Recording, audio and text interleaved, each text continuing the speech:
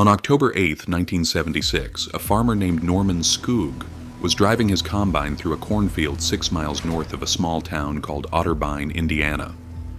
His 16-year-old son, Curtis, was with him. That day's harvest was almost done when Norman spotted something about 15 feet off the road, an ordinary white cardboard box that looked far heavier than it should have.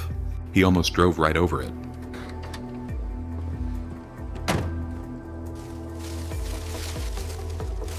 Norman stopped the combine, climbed down, and walked over to the box. He and Curtis lifted it together and loaded it into the bed of the truck. They didn't look inside right then, but once they got home, 1.5 miles away, they opened it. Inside was the body of a woman.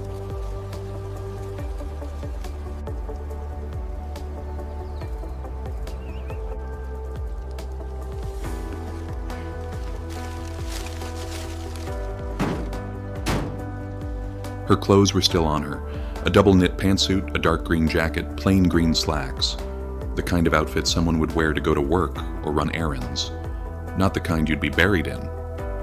She'd been shot once in the back of the head. The teams that responded estimated her age at somewhere between 55 and 65. They believed the box had only been sitting in the field for about half a day. But the woman herself had been dead for roughly a week. Whoever left her there hadn't made much of an effort to hide her. They'd simply left her, in a box in a field, off the side of a county road that most people would have no reason to drive down and no reason to stop on. And for the next 48 years, no one knew who she was. Harold Conzelman, the Benton County coroner at the time, told a local paper shortly after the discovery that investigators had very little to go on. That was, if anything, an understatement. No missing persons case matched her. No fingerprint in any system came back with a hit. Dental records led nowhere. The case didn't just go cold. It stayed that way, untouched, for years.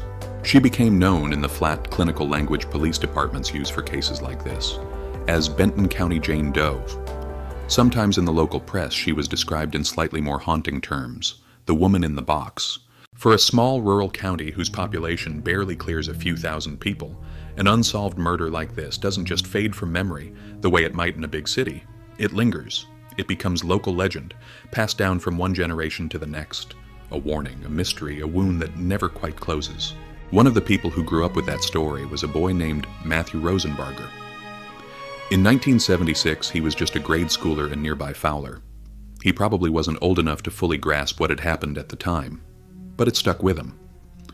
Years later, he spent over a decade as a deputy with the Benton County Sheriff's Office, then went on to become a detective with the Purdue University Police Department.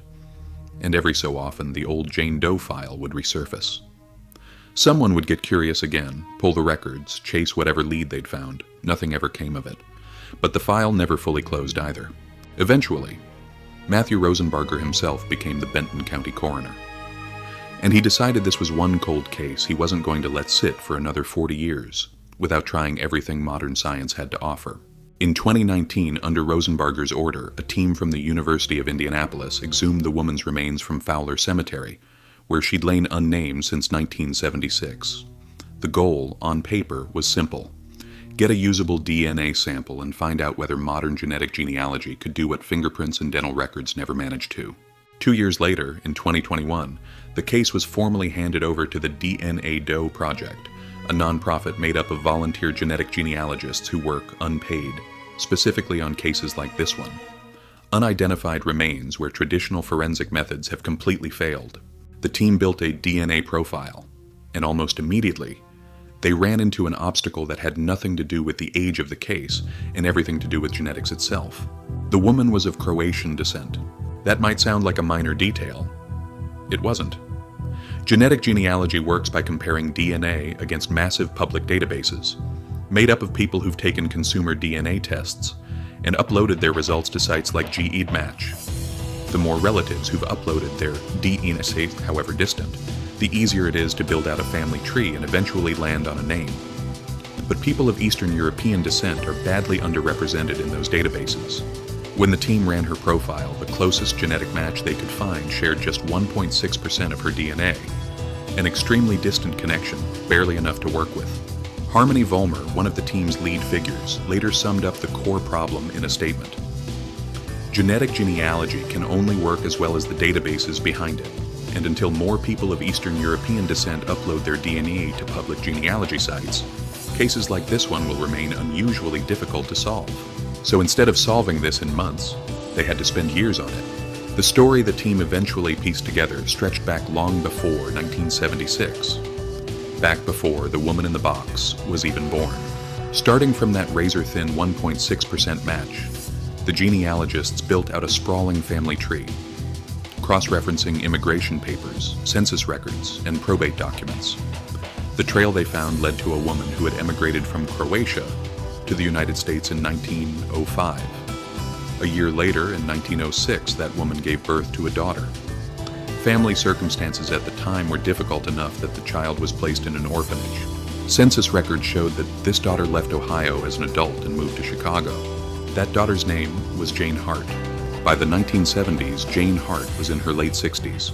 She'd spent her life working as a housekeeper.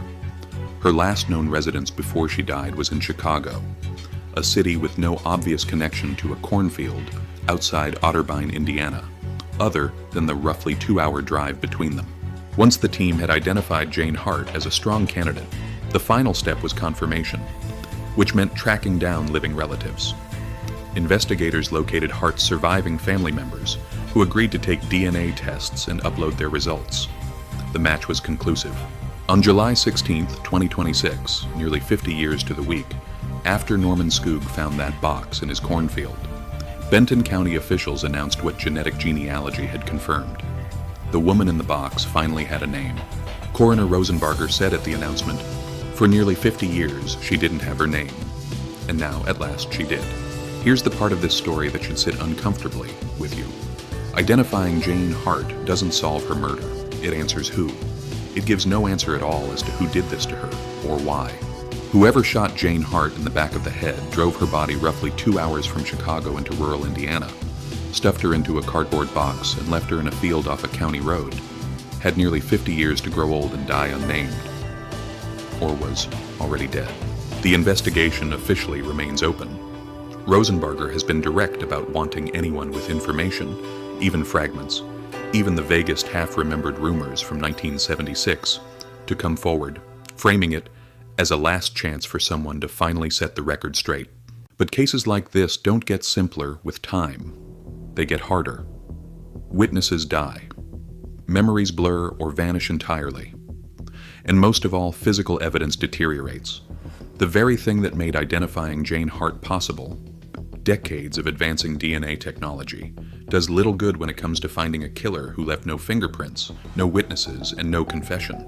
After everything, what's left is a sad, half-finished kind of justice. A woman who spent nearly 50 years lying beneath a headstone that couldn't even carry her name finally has one. Her family, who likely spent decades wondering what had happened to a relative of theirs, finally found an answer to at least part of the question they've been carrying. But somewhere out there, whether he's alive or in a grave of his own, is the person who put a bullet in the back of an elderly woman's head, then packed her into a box like something to be thrown away. And for now, that part of the story still doesn't have an ending. If you've made it this far, you already know how these cases usually go. A name comes back after decades, and then the investigation either finds new life or quietly stalls again. Which way do you think this one goes? Let me know in the comments. And if you want to see the next case we dig into, subscribe, because there are a lot more of these still sitting unsolved.